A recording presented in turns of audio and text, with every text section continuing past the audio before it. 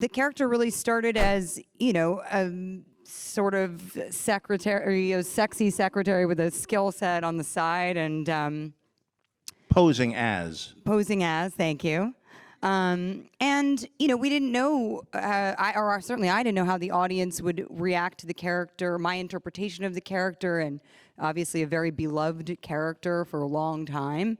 I feel, and then the next time that we saw her in Avengers, she was sort of one of the boys, for better or worse, and that, made sense then. And, as I think the fans and the audiences have really pushed, certainly Marvel, but pushed all the studios and filmmakers to really, throw up on the screen what represents what's going on in the zeitgeist and wanting to see, diverse films and cast that represents how they, their own aspirations and how they feel. I think, the character has sort of grown in reaction to that, and the movies have really grown in reaction to that kind of fan encouragement. And Karen Gillan, Nebula is such a complex character. What excited you about bringing her back for Avengers Endgame?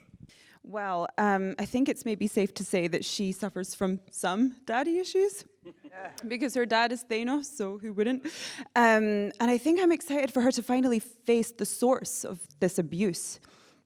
This has sort of been building through multiple movies, through the Guardians movies, and she's talked about how she wants to inflict revenge. And so we all know about that. So Paul Rudd, Ant-Man's Return. I saw him in the trailer. What can we expect from this time around, and how does he fit in with the remaining Avengers? Well, I did see the trailers. I do know that I'm in it. Yes. How I fit in, how any of this works, it remains to be seen, and it's going to be fun to have audiences discover it along with us. We haven't seen it either. It's not part of the question, okay. But I must say, everyone is kind of echoing the same sentiment, which is this sense of like this completion, this story, but the relationships that are forged. It's a weird thing to kind of be hired in any job, and then to get to, for somebody like me, to step into it as it's already picked up speed. It's like having the Beatles say, "Come on and jam with us for a while." It's an unreal sensation. And Brie Larson, everyone is waiting to see Captain Marvel in action with the Avengers. Did working with them on this film connect you to the bigger MCU picture, and how did that feel? I came at just the most magical time, I think, to come exactly at this 10-year anniversary. And really my first introduction to everyone was the 10-year photo, which was a really remarkable and special day and super surreal, and also like not allowed to talk about it. So the whole thing has always felt like a dream. And this film will always be personally dear to me because it was my first time playing Captain Marvel. We shot this first. Right. So I had to stumble and try to figure out who this character was with no script for this and no script for Captain Marvel either, and perform for the first time in front of, legends.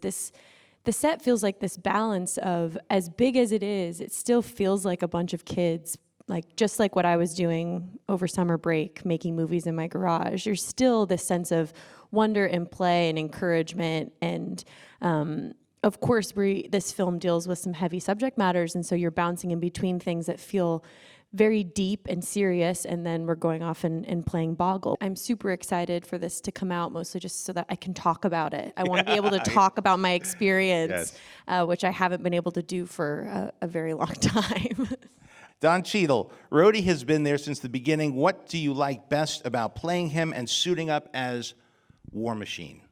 Well, you were there from the beginning, obviously, and Rhodey obviously started, I think it's fair to say, as a lighter-toned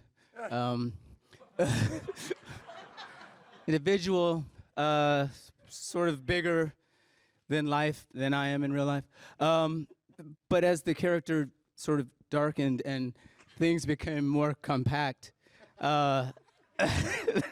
on a narrative, I think we've seen a real growth of this character, and we've kind of, as he's gone through his trials and tribulations, obviously, over the course of these films, and come out the other side now, and has his legs under him, no pun intended, literally, and is able to really be a part of this team and really contribute at a high level.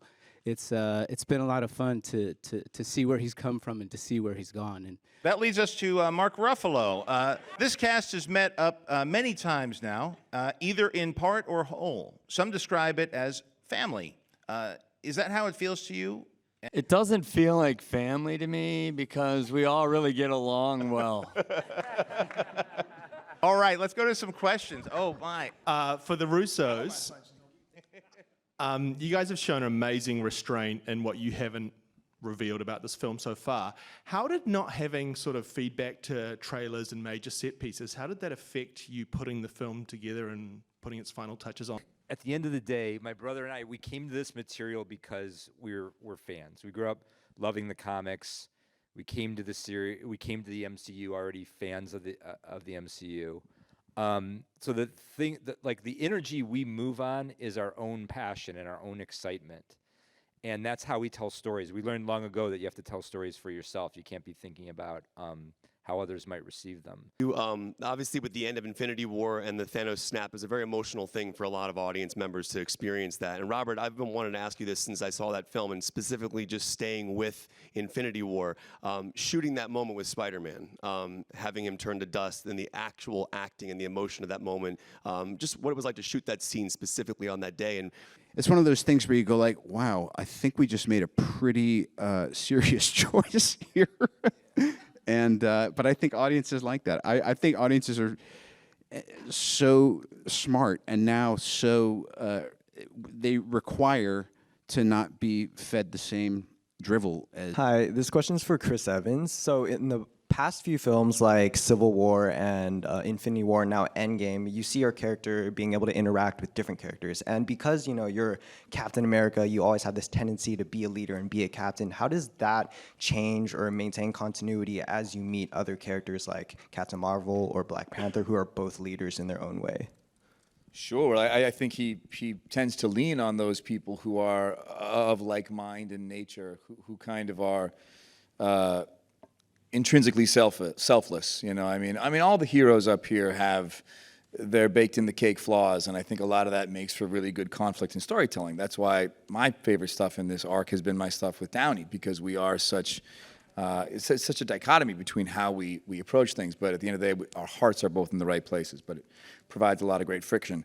But introducing characters like Captain Marvel and like Black Panther, people who also kind of align very similarly to Cap's nature, I think it creates a nice, it reinforces Cap's sense of purpose and home. Please join me in thanking the cast and filmmakers of Avengers Endgame. And thank you, John.